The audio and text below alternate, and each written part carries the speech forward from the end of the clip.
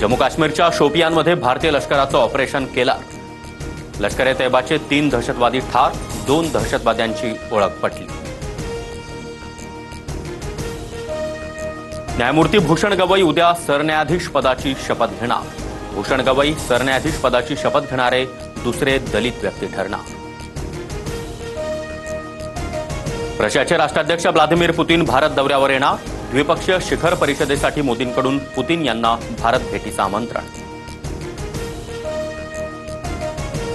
America चीनमधील कर युद्धाला विराम, दोन्ही देशांकडून करवाढ 90 दिवसांसाठी स्थगित।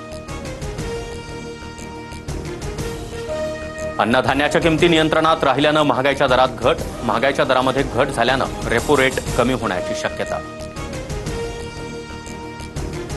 अंदमानमध्ये मान्सून दाखल, 27 रोजी मान्सून केरळमध्ये दाखल होण्याची शक्यता। पुढील 4 ते 5 दिवस महाराष्ट्रामध्ये मान्सून पूर्व पाऊस होण्याचा हवामान खात्याचा अंदाज।